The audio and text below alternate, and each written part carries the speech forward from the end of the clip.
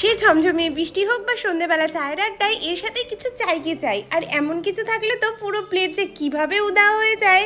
এখন ঝমঝমিয়ে বৃষ্টি হচ্ছে আর পেছন থেকে বারবার আবদার আসতেই যাচ্ছে, তো বুঝতেই পারছো কিসের আবদার আসতে পারে। চলো তাহলে সেটাই বানাই।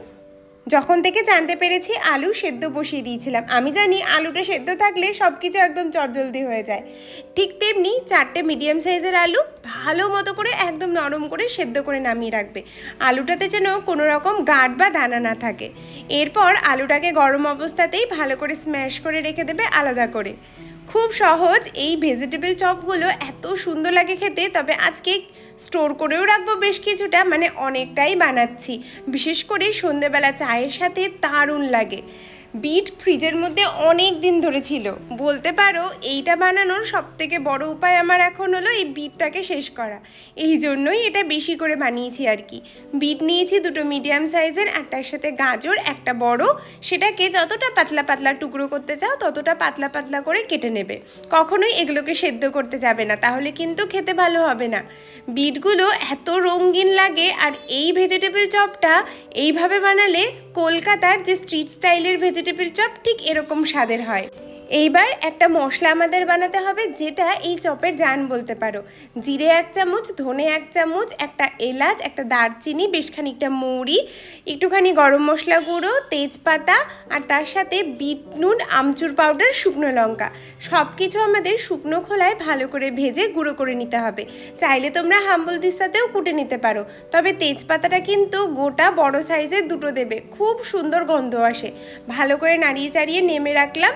এটাকে আমি গুঁড়ো করানো দেখাতে ভুলে গেছি, আমি মিক্সিতে সুন্দরভাবে গুঁড়ো করে নিয়েছিলাম। এইবার একটা পাত্রের মধ্যে বেশ খানিকটা সরষের তেল দিয়ে প্রথমে বাদামগুলোকে আধ ভাঙ্গা করে ভেজে তুলে রাখবো। আমার কাছে নারকেল ছিল না, তো তোমরা অবশ্যই নারকেল কুচি থাকলে দেবে, আরও ভালো লাগবে। এরপর 5 ফোড়ন আর আদা কুচি দিয়ে ভালো করে নাড়িয়ে চাড়িয়ে নিয়ে বিট আর গাজরটাকে দিয়ে দেবো। কাঁচা লঙ্কা দেওয়াটা পুরোপুরি অপশনাল, তবে এই চপের মধ্যে একটু মিষ্টি মানে চিনিটা বেশি লাগে। চিনি দিলে খুব ভালো স্বাদ হয়। লবণ, চিনি আর পরিমাণ মতো হলুদ দিয়ে ঢেকে রাখলাম প্রায় 10 মিনিট। এইবার যখন সেদ্ধ হয়ে আসছে তখন মশলাটা দিয়ে আবারও নাড়াচাড়া করে হাফ আলু দিয়ে দিয়েছি। আলুর অল্প একটু রেখেছিলাম দুপুরবেলা আলু ভাতে খাবো বলে, বাদবাকি সমস্ত আলুগুলো আমি দিয়ে দিয়েছিলাম। আমি এটা সকালেই বানিয়ে রেখেছিলাম, কিছুটা ফ্রিজেও স্টোর করেছি আর কিছুটা তখনই হাপিস করে ফেলেছি। দেখো আলুগুলো দেওয়ার পর আর বাদাম ভাজা দেওয়ার পর কত সুন্দর রং এসেছে। এইবার একদম টান টান শুকনো করে কষিয়ে নিতে হবে। আলুগুলো দেওয়ার পর আমি কিছুটা লবণও দিয়েছি। যতক্ষণ না একদম শুকিয়ে আসছে ততক্ষণ ভালোভাবে কষিয়ে নেবে। ব্রেড ক্রামটা আমার বাড়িতেই বানানো, তোমরা যদি কেনা ব্রেড ক্রাম ইউজ করো সেটাও ইউজ করতে পারো। তবে এই চপটার মধ্যে একটু বেশি ভাঙ্গা যে ব্রেড ক্রাম, একদম মিহি, সেটাই ভালো লাগে। আর যদি ব্রেড ক্রাম না ইউজ করতে চাও তাহলে কিন্তু মুড়ি গুঁড়াও এর মধ্যে দিতে পারো। ভেজিটেবল চপের পুরটা আমাদের রেডি হয়ে গেছে। এইবার কোটিংগুলো করার পালা। আজকে আমি ডিম দিয়েই বানাবো। ডিম দিয়ে স্টোর করে রাখতে সুবিধে হয়। তোমরা যদি ডিমটা পুরোপুরি অ্যাভয়েড করতে চাও আর ভালো মতো করে কোনো অসুবিধে নেই, তাহলে তোমরা ময়দার গোলা ইউজ করবে, যেমনটা আমরা অন্য চপের ক্ষেত্রে করি। ঠিক তেমনি ময়দাটাকে জল দিয়ে গুলিয়ে ডিমের মতো করে নিয়ে ইউজ করতে পারো। একদম গোল গোল ছোট ছোট বল বানিয়েছিলাম, যেগুলো একবারেই মুখে দিলে শেষ। আর এই স্টিকগুলো এত দারুণ লাগে, তো অবশ্যই এইভাবেই একবার ভেজিটেবল চপটা বানিয়ে দেখো। তোমরাই আমাকে বলবে যে একদম দোকানের স্বাদ আনতে পেরেছি কিনা। আমি ডবল কোটিং করেছি, ডবল কোটিংই করবে, তাহলে কিন্তু চপের উপরের যে পোর্শনটা সেটা ভীষণ ক্রিস্পি হয়। দেখো খুব বেশি কোট কিন্তু লাগেনি।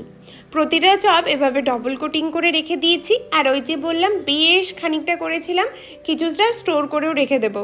একটা পাত্রে আটেনি, তাই 2টো টিফিন বক্সে ভালো করে স্টোর করে ডিপ ফ্রিজে অথবা ডিপ ফ্রিজের নিচে যে কন্টেনারটা থাকে সেটার মধ্যে রাখতে পারো।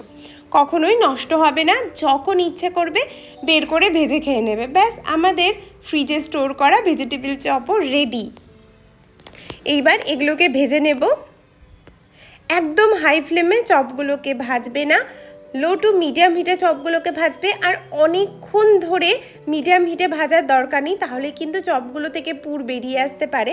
তাই যখন দেখবে সুন্দর রং ধরতে শুরু করেছে তখন চপগুলো ওলট পালট করে করে ভেজে তুলে রাখবে। এতে কিন্তু কোনো অসুবিধা হয় না, ভীষণ ক্রিস্পি হয় খেতে। মানে একবার অন্তত এই ভেজিটেবল চপটা বানিয়ে দেখো। আমি অনেক দিন ধরেই ভাবছিলাম বিটটার কি করে সদগতি করা যায়, এর থেকে ভালো সদগতি আমি বিটের আজকে পাইনি। দুর্ধর্ষ খেতে হয়েছিল, মিষ্টি মিষ্টি ঝাল ঝাল দারুণ। এর সাথে সস আর মেয়োনিজ দিয়েছিলাম, তোমরা চাইলে পুদিনা পাতার চাটনিও এর সাথে খেতে পারো। তবে সবচেয়ে বড় কথা হলো ওরা তো রেডি হয়ে গেছে আর একজন খাওয়ার জন্য পুরো রেডি। তবে আমি তাকে আরেকটু সারপ্রাইজ দিতে চাই, সেটা হলো কফি বানাবো। পকোড়ার সাথেও কফি খেতে, মানে এই ভেজ পকোড়ার সাথে কফি খুব ভালো লাগে। এই যে কফিটা, এটা আমরা অকেশনালি বানাই, মানে যখন দুজনের খুব এলাহি খেতে ইচ্ছা করে সেই দিন বানাই। আজকে সেরকমই একটা দিন, যেহেতু ওর ডিমান্ড এসছে সেই জন্য ওকে একদম সারপ্রাইজ দেওয়ার জন্য বানিয়েছি। তবে আমি খেয়েছিলাম ব্ল্যাক কফি, ও এটা খেতে ভীষণ ভালোবাসে। খুব ভালো করে কফিটাকে ফেটিয়ে নিয়ে উপর থেকে দুধ দিয়ে দিলে এই ডালগোনা কফিটা তৈরি হয়ে যায়। কী যে দারুণ খেতে লাগে, একদম ক্যাফে স্টাইল। কেমন লাগলো আজকের এই ছোটোখাটো স্ন্যাক্সের রেসিপি? খুব সিম্পল, খুব ইজি। জানি তোমরা অনেকেই হয়তো জানো এবং প্রত্যেকে হয়তো জানো, তাও আমি একটু অন্যরকমভাবে শেয়ার করছি। কতটা মুচমুচে হয়েছে দেখো, আর ভেতরে পুরটা ভীষণ গরম ছিল আর এত দারুণ খেতে লাগছিল। আমি তো সসের সাথে এনজয় করেছি। তোমরা কে কীভাবে খেলে অবশ্যই জানিও।